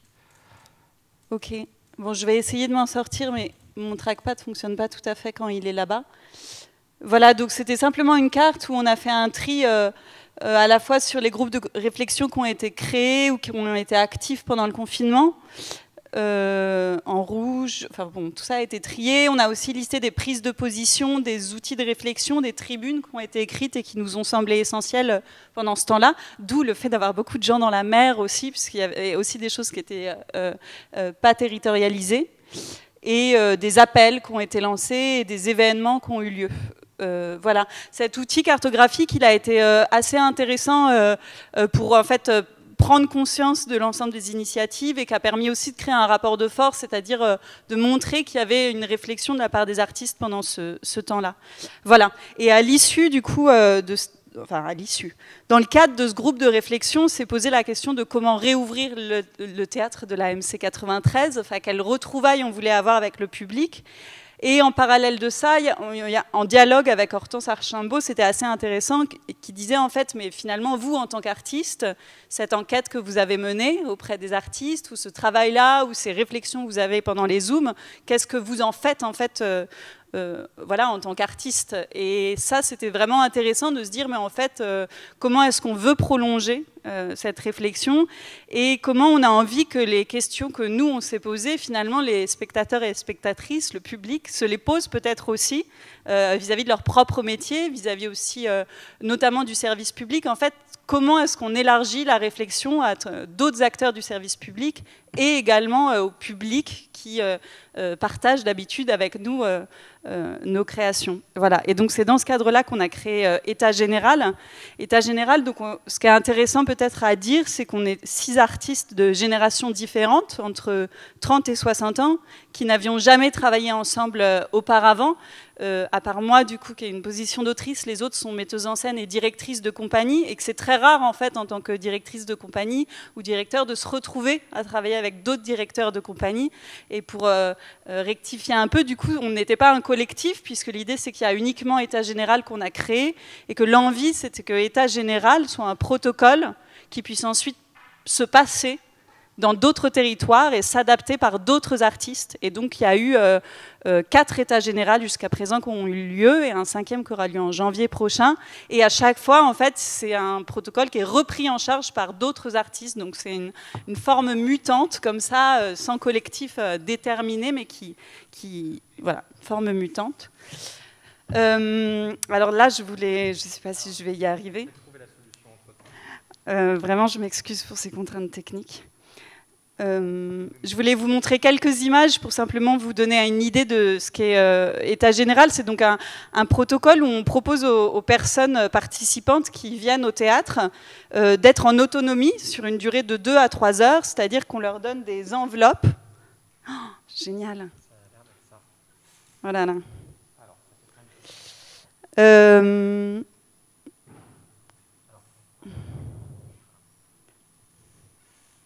Ça marche quand je fais tout ça? Oh là là, c'est génial. Donc c'est un protocole où on invite les spectateurs à prendre une enveloppe, comme vous le voyez, à l'initiative au départ de la proposition d'état général. Et à la suite de ça, ils sont invités à un prologue. Alors dans les premières formules, c'était nous qui proposions des règles du jeu. Dans la suite, dans d'autres états généraux, il y avait un ensemble de dispositifs qui leur permettaient d'avoir accès à un prologue avec des consignes. Et ensuite, ils ouvraient leurs enveloppes et les spectateurs et les spectatrices étaient invités à se déplacer dans le bâtiment théâtre. Avec d'abord des retrouvailles en duo où ils se retrouvaient tous les deux ou toutes les deux dans un espace du théâtre pour avoir un petit dialogue entre eux qui était une sorte de texte scénario à trous. Donc à la fois, ils lisaient quelque chose qui était préécrit et ils le remplissaient. Et donc ça, c'est vraiment une sorte de jeu de piste. Hein. Donc je voulais vous montrer quelques images que j'ai piochées dans les différents états généraux.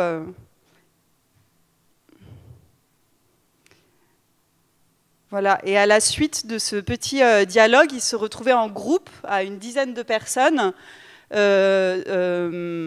sur un atelier de réflexion. À l'issue duquel ils produisaient quelque chose. Donc ils avaient un ensemble de consignes à la fois ludiques et philosophiques, j'ai envie de dire, à chaque fois dans des lieux. L'idée était vraiment que les spectateurs et spectatrices puissent s'emparer d'un lieu d'une manière dont d'habitude ils ne s'emparaient pas, en allant découvrir, ça c'est l'atelier de construction à Caen, atelier costume. Voilà, là c'était à la scène nationale de l'Empreinte, où il y a eu un gros budget aussi de scénographie. Et à l'issue de ces groupes, les gens se retrouvaient dans un espace final qui, dans les derniers états généraux les états généraux qu'on a fait, avait été co-conçu par un des groupes. Un des groupes devait prendre en charge la fin d'état général et concevoir un espace pour les différents groupes. Pour vous dire un peu... le protocole d'état général était basé notamment sur des entretiens qu'on faisait avec des acteurs du service public en amont de la présentation, c'est-à-dire qu'on rencontrait une dizaine, entre 8 et 20 acteurs du service public en amont avec des entretiens. À la MC 93, du coup, c'est Mathias et Margot Chavaroche qui est chargée de relations publiques qui nous avaient mis en relation avec des personnes ressources avec qui, du coup, on a fait un ensemble d'entretiens où on posait des questions qui étaient principalement liées à la manière dont ils avaient vécu la crise. Voilà, donc il y a un ensemble de questions. Quel a été l'impact du confinement sur ton activité? Qu'est-ce que cela a provoqué dans ton métier? Qu'est-ce qui a été perturbé? Est-ce que cette perturbation a été féconde? En quoi la crise t'invite-t-elle à changer ta manière d'agir? Est-ce que tu as fait de nouvelles rencontres? Est-ce que tu envisages de nouveaux liens avec ces personnes? Qu'est-ce que ça a modifié dans ton rapport au temps, à l'espace? Est-ce que l'organisation sociale de ton travail a été modifiée? Est-ce que la crise t'a fait envisager de pratiquer différemment ton activité? Quelle est la chose précieuse, la chose à protéger de ton activité? Est-ce que cette période vous permet de mieux identifier des choses contre lesquelles résister? Est-ce que vous avez identifié des nouvelles formes de résistance dans votre activité? Voilà, et ces personnes qui étaient interrogées avaient aussi un rôle pivot dans les groupes de réflexion, c'est-à-dire qu'au moment où les gens se retrouvaient à 10 ou 12, ces personnes-là apportaient leurs témoignages et qui venaient nourrir aussi le groupe de réflexion et proposaient éventuellement d'ouvrir la réflexion qu'ils avaient eue aux autres personnes participantes à État général. Voilà. Peut-être ajouter que du coup, État général, c'est vraiment adapté à chaque territoire et a été assez singulier sur chaque territoire. C'est-à-dire qu'à la MC 93, et je pense que c'était très lié au groupe de réflexion initial, il y avait une vraie réflexion autour du service public. Et du coup, les personnes qu'on a interrogées étaient aussi des personnes qui étaient liées au service public et que du coup, cette question-là du service public était très présente et a produit une sorte de renversement en fait dans la position de ces personnes qui étaient des personnes relais pour aller au théâtre ou pour aller voir des spectacles et qui tout d'un coup se sont retrouvées dans une situation d'expertise, c'est-à-dire de voir comment leur propre métier, la manière dont eux et elles avaient traversé la crise sanitaire, pouvaient en fait éclairer ce qui s'était passé dans le théâtre et tout d'un coup créer des liens en fait nouveaux finalement entre dans leur relation qu'ils avaient au théâtre. Et j'ai l'impression, et ça tu pourras peut-être en parler plus, que du coup ça a éclairé aussi la situation de la MC 93 par rapport à ces différents acteurs du service public.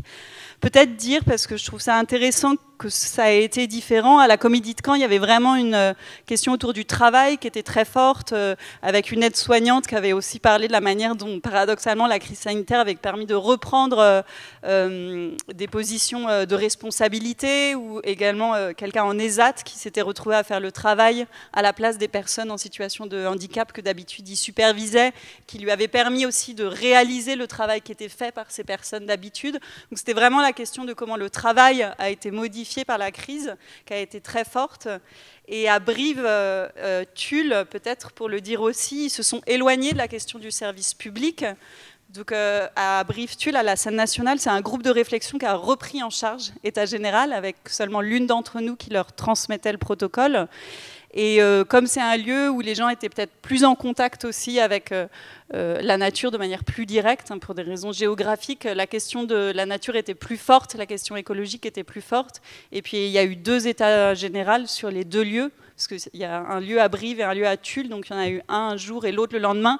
Et c'était des territoires très différents, l'un qui était plus, on va dire, de droite et l'autre de gauche, mais ça serait beaucoup trop rapide. Mais du coup, ça a aussi donné des résultats très différents en fonction des personnes. Voilà, peut-être ce que je peux dire. Peut-être dire aussi rapidement que ce qui a été intéressant aussi, j'ai l'impression, c'est le déplacement parfois des équipes qui nous accueillaient, du fait que État général vient vraiment s'emparer du lieu théâtre. Par exemple, à Caen, on a eu le directeur technique qui, à un moment donné, parce qu'on le convoquait à l'endroit de sa propre histoire, parce que ça faisait 30 ans qu'il travaillait là, s'est mis à nous ouvrir toutes les portes interdites et à vraiment accepter en fait d'ouvrir des choses qu'il n'ouvrirait pas d'habitude, mais parce qu'on sentait qu'il y avait un vrai renversement dans sa position, d'être non plus au service d'une équipe artistique, mais être la personne qu'accueille. Et à la scène nationale de Brive-Tulle, l'équipe interne du théâtre a vraiment participé à l'état général, donc des personnes à la comptabilité, etc. On va parler d'une personne à la comptabilité qui s'était vraiment révélée, qui s'était vraiment très engagée dans l'état général, mais en tout cas, ça a été vraiment co-conçu avec l'équipe sur place, et c'était ça aussi qui a nourri le processus. Merci beaucoup. On va passer, merci à tous les 4. On va passer aux questions, et avant la première question, je vais du coup faire une petite transition, en tout cas dire qu'on a vu comment effectivement on pouvait mesurer à travers différentes méthodologies et différents modes d'évaluation et donc de visualisation. Et dans toute visualisation, il y a une interprétation, donc ça c'est intéressant. Comment on pouvait justement interpréter par des formes de visualisation et de représentation le travail d'un théâtre et son lien avec le territoire. Et là, je dirais qu'on est avec toi, avec Adèle, et le projet que vous avez développé, on est aussi sur l'idée que le théâtre peut être aussi un outil de représentation, pas que sur les plateaux, parce qu'il est aussi un outil de représentation du monde autour de lui, et c'est en ça aussi qu'il construit une empreinte à travers sa programmation.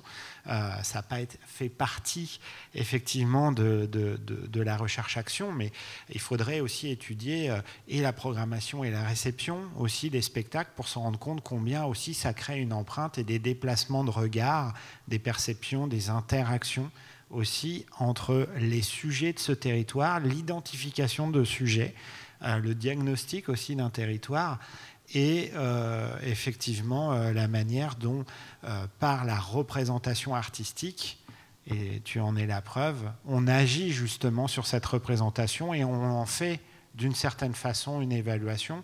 Et donc, tout ça pour dire que l'outil théâtre en tant qu'art comme en tant que lieu peut être aussi un espace justement d'évaluation, en même temps une chambre d'enregistrement de ce qui se passe sur un territoire, comme en même temps qu'il le représente, il le déplace aussi par des formes qu'il crée.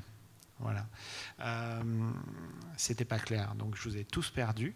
Et est-ce que du coup on peut commencer à prendre des questions? On a un petit quart d'heure.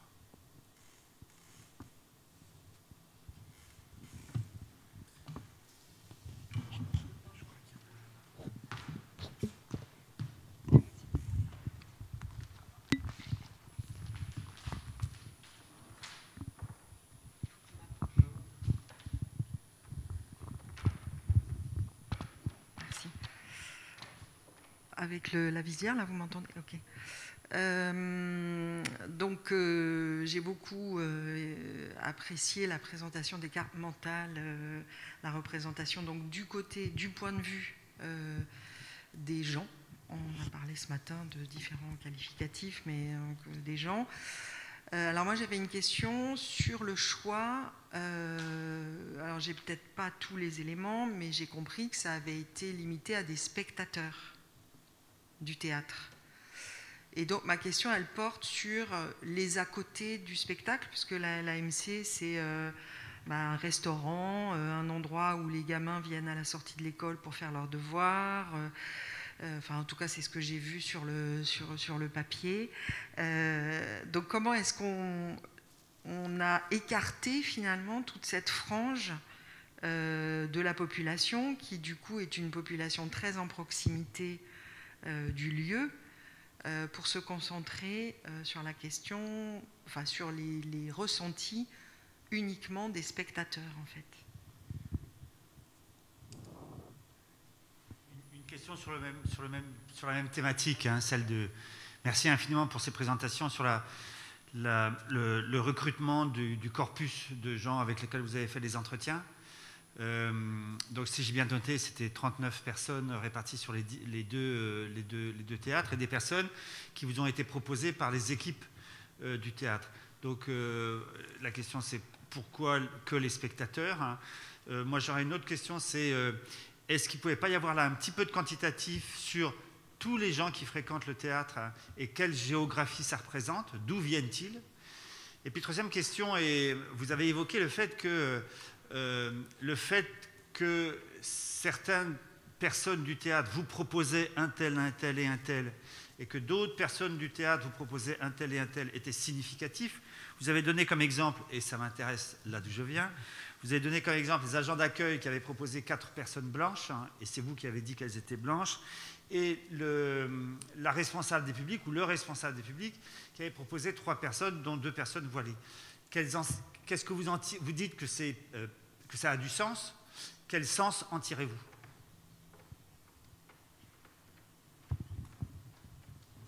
Et on peut prendre la troisième question, comme ça on répondra aux... Elle est sensiblement, elle s'inscrit dans le cadre des 3 autres. Je reviens sur mes marottes. Est-ce que c'était des spectateurs? Est-ce qu'il y a une différenciation entre spectateurs, entre guillemets, spontanés et spectateurs recrutés par des médiateurs, des structures, d'une manière générale, dans les cartes, alors les cartes d'exploitation, pas les cartes mentales, ces relais, je ne les vois pas apparaître ni dans les questionnements, ni dans l'identification des trajectoires. Mais j'ai peut-être pas bien lu. Voilà. Pendant que tu réfléchis aux réponses, c'est vrai. Juste un élément de précision par rapport au début de votre question sur est-ce qu'on laisse de côté le fait voilà, de regarder d'autres usages et du coup d'autres usagers éventuellement du théâtre. Ça fait l'objet d'une autre dimension de la recherche avec d'autres méthodos et dont on parlera notamment dans la session d'après. Mais effectivement, on a aussi pris ce prisme-là d'envisager l'observation et voilà, l'étude finalement de ces usages et usagers. Alors, merci beaucoup pour toutes ces questions. En fait, oui, en effet, ça a du sens d'y répondre en bloc. Donc, j'espère que je ne vais pas oublier d'éléments. N'hésitez pas à me le dire si c'est le cas. J'ai peut-être été un peu vite quand j'ai dit proposé par les équipes. Ce qu'il faut savoir, c'est que ça a fait l'objet de discussions. Et que ça a plutôt été une négociation, une discussion. C'est comme ça qu'on en est arrivé à la conceptualisation de cercles. Il y avait dans ces cercles-là l'idée de faire plus que 2 cercles aussi, qui était de s'éloigner progressivement. Alors c'était aussi ça faisait partie de l'expérimentation. C'était de partir des spectateurs qui sont le cœur, enfin voilà, où on sait que voilà, c'est des abonnés, qui sont des habitués du théâtre, et d'essayer de s'en éloigner progressivement et voir jusqu'où on pouvait s'éloigner. D'où le fait qu'on a réussi à mobiliser un 2e cercle. Il y aurait eu l'idée aussi de mobiliser un 3e cercle avec des non-spectateurs. Et voilà, on n'a pas réussi à aller jusque-là, mais c'est quand même quelque chose qui reste en tête. Mais donc du coup, quand je parle de choix de spectateurs, pareil, c'est peut-être un raccourci aussi là-dessus, c'est des gens qui fréquentent plus ou moins le théâtre, donc des habitués, et des gens qui fréquentent ponctuellement ou qui commencent juste à fréquenter le théâtre qui voilà, ils sont venus parce qu'ils ont vu un spectacle, parce qu'ils ont été investis dans un projet. Donc voilà, et c'est comme ça qu'on a réussi du coup à les contacter. Alors, bien entendu, c'est une méthode qui est à voir en lien avec d'autres méthodologies. Alors, il faut parler du quantitatif. Moi, je fais partie des gens qui pensent que le quantitatif et le qualitatif, en fait, ça marche ensemble.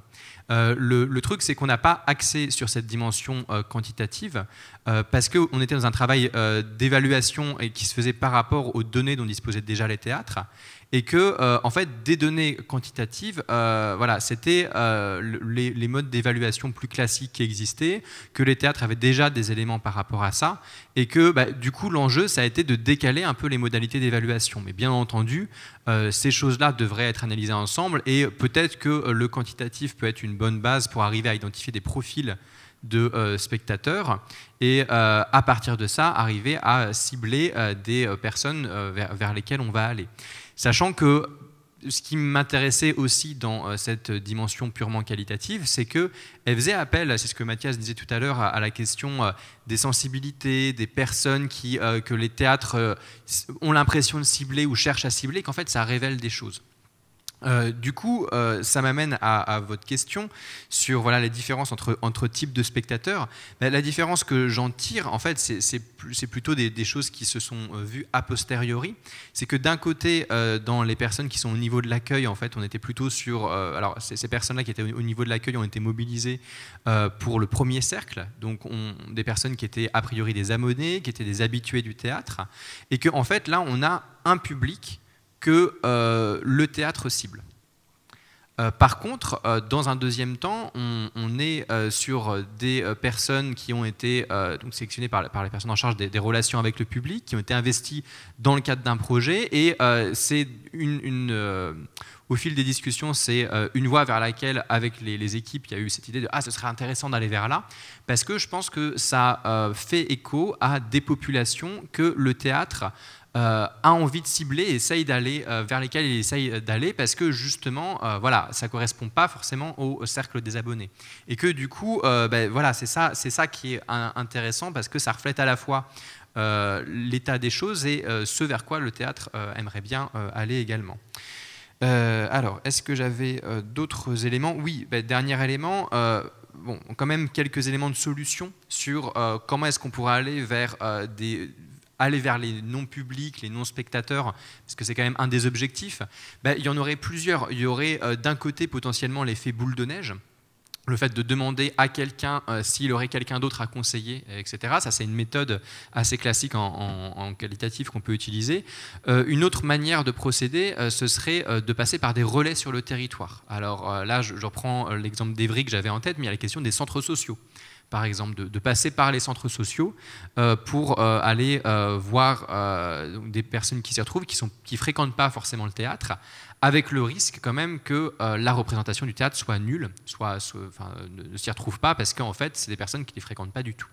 Du coup, c'était un peu la dernière solution intermédiaire que je proposais, qui était plutôt de suivre des groupes sur le long cours, mélangeant habitués et non habitués. Alors, j'avais discuté avec une personne qui avait fait ça dans une structure culturelle en Mayenne, qui avait fait un projet sur un semestre où, en fait, il y avait des habitués qui venaient pour ce projet et qui avaient chacun le droit de ramener une personne qui n'était jamais venue au théâtre.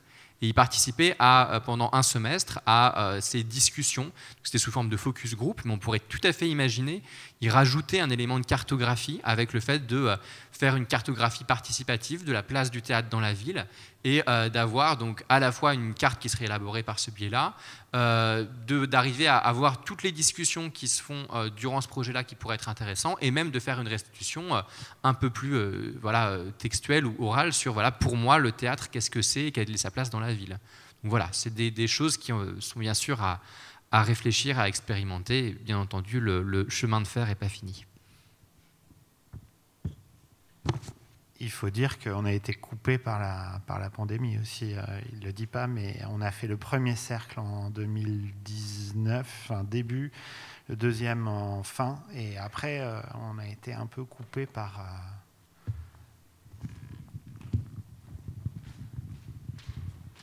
la pandémie. Oui, Loïs Cataruzza, je vais juste compléter une chose à la réponse de Séverin. En effet, j'avais la pandémie en tête, mais au-delà de ça, tu n'as pas parlé du process sur les cartes mentales, et c'est un temps qui est entre 40 minutes et 1 heure de mobilisation. La personne était à 30 minutes, je me rappelle, mais enfin, c'est un temps de mobilisation qui est plus long qu'un sondage un peu traditionnel. Donc l'idée d'aller voir les gens au restaurant ou dans les espaces de sociabilité au moment d'ouverture, bon, déjà que c'était contraint, mais mobiliser ce qu'on appelle malheureusement le non-public, sur leur dire vous allez venir, on ne va pas vous dire de quoi on va parler, mais en revanche ça va durer 30 à 40 minutes, et voilà, et vous ne nous connaissez pas, mais venez quand même en parler. Donc c'est pour ça l'idée des cercles, de commencer à parler aux personnes qui étaient là régulièrement, puis de s'ouvrir et de gagner en confiance avec ces personnes. Voilà, c'était pour compléter sur ce process.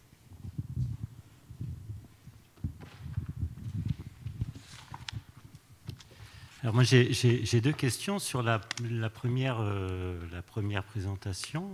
Est-ce que l'objectif c'est finalement l'outil que vous avez développé, qui est assez intéressant, le tableau de bord, après plusieurs versions, est-ce qu'il a vocation à être utilisé par d'autres théâtres pour développer leur propre approche de la problématique, avec peut-être des adaptations de formulaires, et si oui, comment, à quel moment, parce que ça pourrait être intéressant justement de voir comment un tel outil, suivant les territoires, va pouvoir évoluer. Ça, c'était la première question. Quel était l'après de l'étape que vous avez menée? Et la deuxième question, c'était par rapport aux cartes mentales.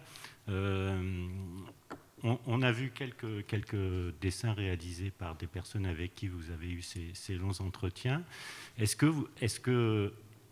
Mais par contre, la synthèse de toutes ces approches individuelles, est-ce qu'elle peut amener justement à des représentations qui seraient peut-être par groupe de spectateurs, comme vous disiez tout à l'heure, par exemple les spectateurs habitués, fidèles, et puis des spectateurs sur lesquels on a une action volontaire pour aller les chercher? Est-ce qu'il y a des possibilités d'aller justement vers des représentations de ces univers mentaux, si on peut le dire comme ça, de ces différents groupes de spectateurs?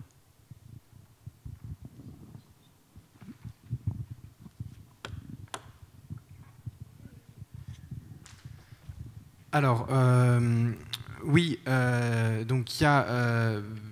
L'idée à ce stade, c'était de montrer certaines récurrences et certains contrastes aussi sur les types de représentation. Bien entendu, jusqu'ici, on est sur un élément individuel.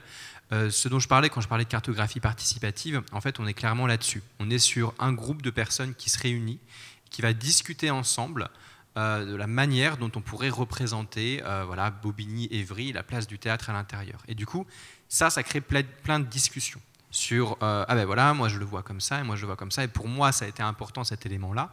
Et en fait, progressivement, on peut monter, alors on monte en généralité avec justement une représentation.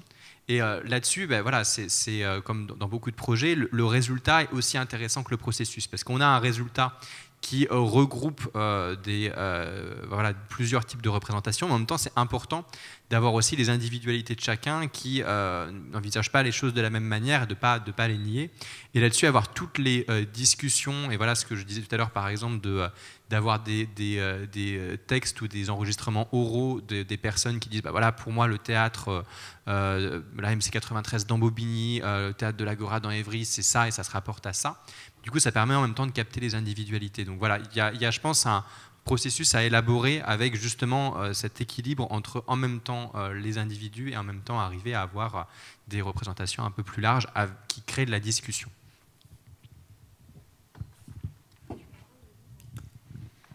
Oui, je voulais juste ajouter aussi que sur les cartes mentales, on est vraiment généralement dans l'ultra qualitatif. Même sur d'autres exemples et d'autres recherches hein, avec ces méthodologies, parce qu'en fait l'analyse de chaque carte, comme on fait de l'analyse d'entretien, est longue et que c'est pas forcément le quanti qui est la finalité de ce genre de méthodologie, mais on peut tout de même, sans rentrer dans la statistique en résultat de l'interprétation de ces cartes mentales par exemple, on peut quand même effectivement je pense en tirer des sortes de figures ou des types, en effet, de profils, de situations ou de représentation mentale des espaces qui peut s'avérer intéressante quand on les rapporte du coup à des profils de personnes, mais sans forcément en effet rentrer dans les déterminants sociologiques, etc., parce que c'est pas très signifiant souvent avec ce genre d'approche. Et sur l'outil formulaire, outil de visualisation, en fait, il a été conçu, enfin, vous parlez de la troisième proposition, j'imagine, et non pas de la proposition intermédiaire très détaillée et peut-être plus élaborée.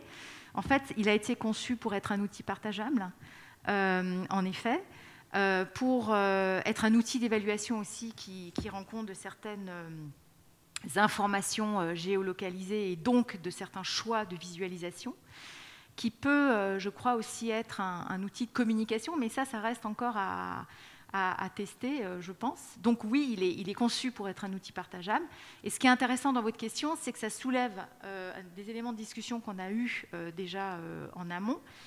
Nous, on est un laboratoire, on a le temps de travailler à ça, on a la logistique, parce qu'on a accès au logiciel, etc. Et franchement, ça pose la question de voilà, comment va se produire ce partage de logiciels, qui finance, etc., etc. Sachant que sur le renseignement, bon, si chaque équipe, et tu parlais justement de ces nouvelles pratiques de renseignement un peu systématiques de chaque projet en lien avec des logiciels de planning qui pourraient être couplés à ça, du coup, la question du renseignement, qui était une contrainte majeure au début de la recherche, elle s'est finalement beaucoup allégée. Voilà. En revanche, après, ce qu'on peut en faire, c'est la modifier et la construire à l'image, en effet, de ce que souhaitent évaluer les différentes équipes, en effet. Je ne sais pas si je réponds complètement, mais je vais laisser Laure. Et pour prolonger ce que tu dis, Anne, en fait, il y a des critères qu'on a nommés des indicateurs universels et des indicateurs, on va dire, situés ou en tout cas ancrés, je ne sais plus comment on le disait, voilà. Locaux. Et en fait, à minima, on pourrait intégrer uniquement les critères universels, ce qui permettrait, voilà, ce qui permet en fait quand même de le partager et de dire, bah voilà, entre 2015 et 2016, ah oui, on n'a pas une action finalement très forte en direction des partenaires sociaux. Et puis, en fait, objectivement, ça permet autant aux équipes de sortir effectivement de leur projection sur leur travail, que aussi de travailler avec les tutelles sur des choses dont on pense qu'effectivement on n'a pas une action en termes de politique publique, mais qui en fait sont réelles sur le territoire. Donc du coup, je crois que c'est vraiment autant un outil qui est tourné sur l'équipe que tourné avec les tutelles. Et en cela, c'est quand même un outil qui a été pensé. Il n'est pas tout à fait opérant encore, je pense, mais c'est un outil qui est pensé pour, à terme, être un outil effectivement utilisable et transférable à d'autres structures. Mais qu'en pensez-vous, justement? Enfin, nous, ça nous intéresse de recueillir aussi la manière dont vous recevez ça, hein, peut-être un peu rapidement. Voilà, c'est pas hyper détaillé et tout, mais...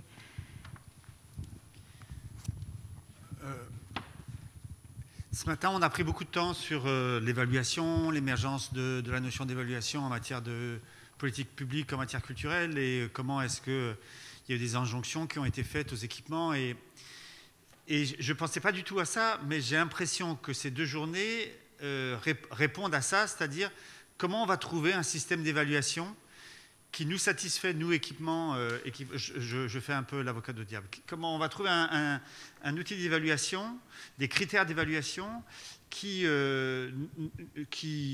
nous permettent de détourner un peu la commande, mais de répondre de façon positive et dynamique à cette demande.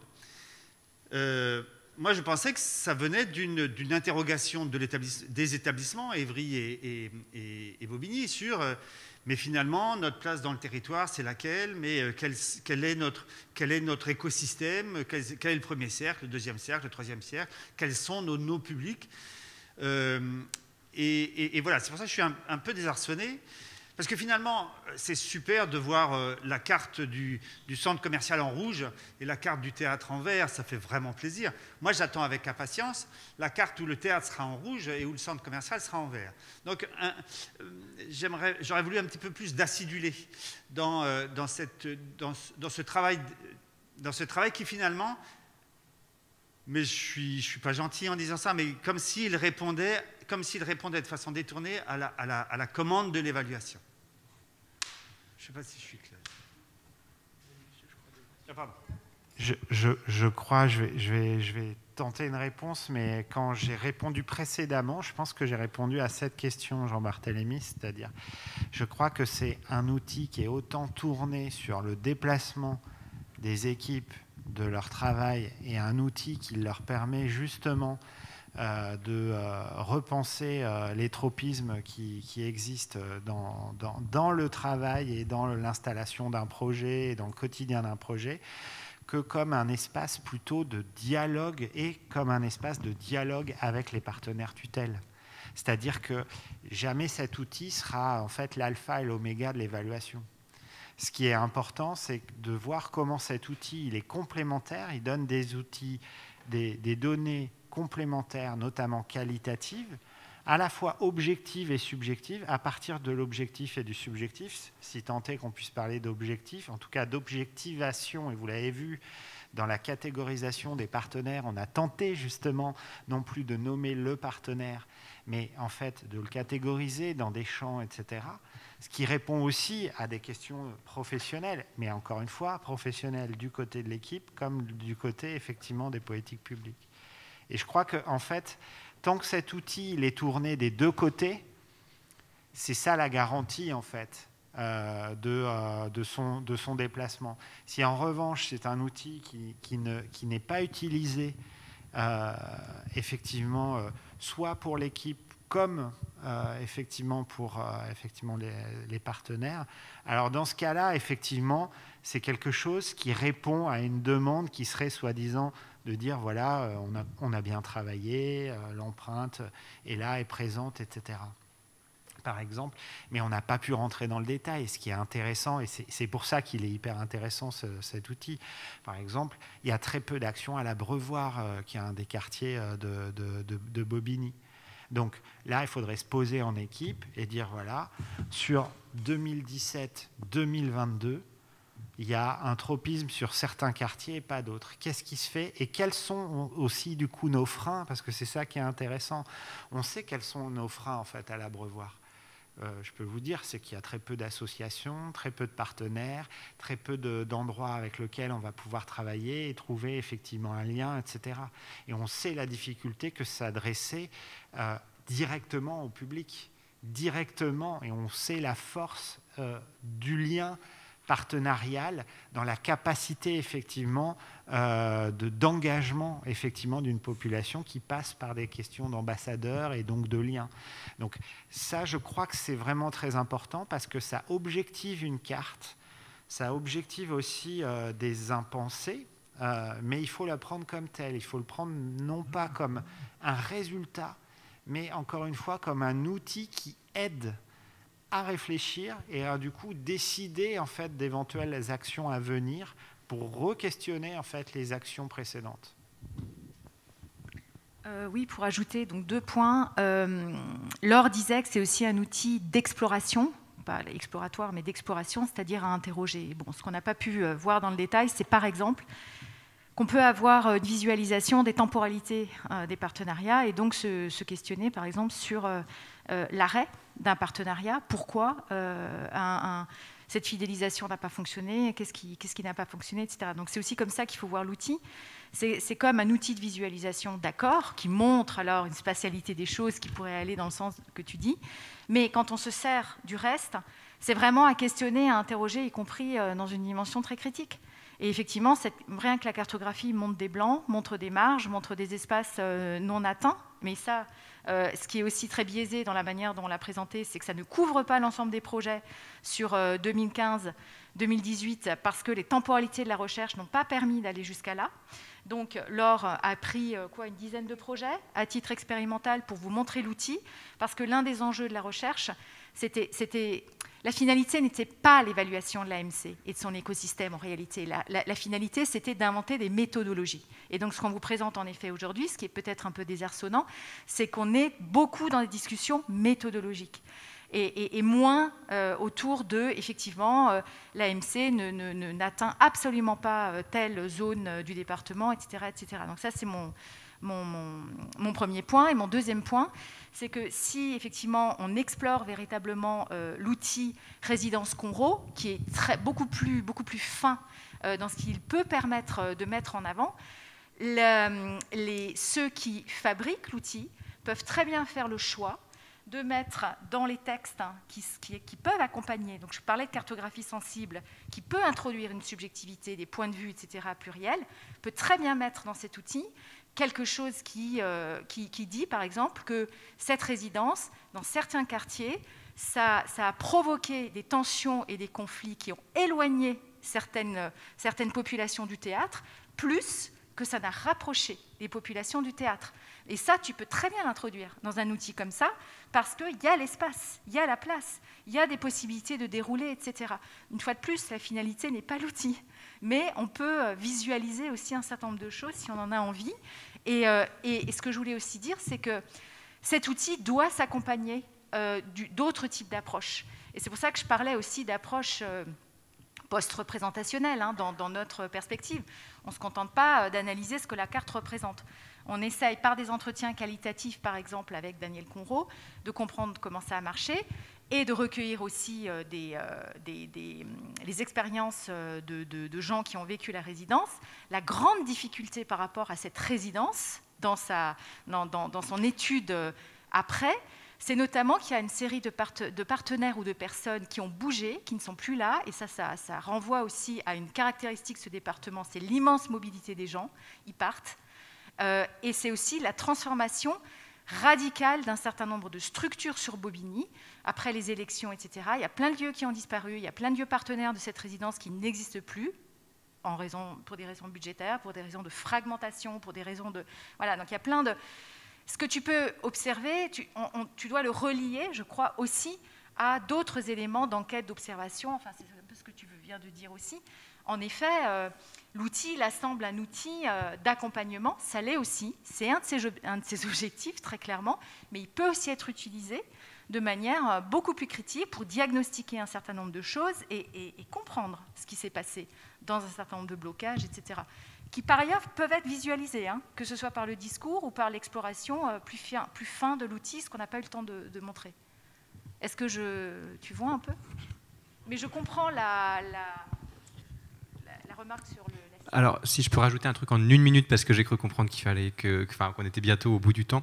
Alors, ça permet de rajouter des choses. Oui, sur les cartes mentales aussi, on n'est pas tant sur un résultat final. Enfin, ce qui est intéressant, c'est la question du processus aussi, parce que c'est un outil de réflexion qui permet aussi de décaler les choses auprès des équipes. Et voilà, il y a plein de fois où justement, quand je revenais avec des cartes mentales, j'ai le souvenir de discussions avec des personnes, des équipes, en disant voilà ce que j'ai pu obtenir, et des réactions de ah bah tiens, ah oui, en effet, ça fait écho à ce qu'on a pu faire, ou ah tiens, c'est rigolo, n'avais pas vu les choses comme ça. Donc il y a en fait un processus de décalage qui se fait avec du coup la prise en compte de choses qui ont pu être impensées ou qui peut confirmer aussi certaines choses. Donc voilà, il y a aussi un décalage sur ce plan-là. Et je dirais que l'autre aspect, c'est que l'enjeu, c'était pas tant en fait de dire si voilà le théâtre est perçu positivement ou négativement dans le territoire par rapport à d'autres aspects. En fait, les parties vertes et rouges, en fait, pour moi, servent pas tant à ça. Ça sert plutôt, en fait, à qualifier certaines choses. Et il y a des choses qu'on peut voir avec les cartes mentales qui sont plus difficiles à montrer avec d'autres méthodologies, type les entretiens. Par exemple, ce qu'on voit beaucoup dans les cartes mentales, c'est le lien entre les lieux qui est fait directement. Et ça, c'est quelque chose qui apparaît et qui est extrêmement visuel. Et plutôt que juste voilà, un ancrage positif ou négatif sur le territoire, ce qu'on voit également, c'est des types d'actions qui sont menées par les théâtres. Et là-dessus, la comparaison est assez intéressante. Parce que la comparaison montre voilà, le fait que d'un côté, on va avoir du côté d'Evry l'idée d'aller investir un territoire d'action, alors que au même instant T, en tout cas, à la MC93, on est plutôt sur le fait de construire un lieu de vie. Et en fait, pour moi, il est plutôt là l'intérêt, parce que ça montre évidemment quelles sont les démarches de chacun des lieux, aussi quelles sont les choses qui ne sont pas faites dans ces lieux-là, parce qu'à un instant T, ça ne se justifiait pas. Il me semble que pour la MC93, il y avait le fait que c'était un lieu qui... Enfin voilà, il y avait le lieu qui avait été fermé pendant plusieurs années et qui avait eu un investissement dans plein de lieux de Seine-Saint-Denis, et que du coup, à cet instant T, l'enjeu, c'était de construire le lieu comme étant un lieu de vie après ces années en itinérance. Et donc, du coup, il me semble que ça reflète aussi des choses sur ce plan-là en termes de comparaison. Voilà. Merci beaucoup. On a explosé le temps et je suis vraiment désolé, on va être obligé, mais les conversations se continuent évidemment de 1 à 1. Et alors, je vous invite à prendre une mini pause de 5 minutes pour ceux qui restent ici. Et pour ceux qui le souhaitent, donc, ici aura lieu la session 3, l'ancrage des lieux culturels dans les territoires et dans les mémoires. Et je te laisse du coup l'animation Séverin. Et les lieux culturels comme lieux de vie et d'hospitalité auront lieu par principe et définition dans le hall tout de suite dans 5 minutes. Merci à vous.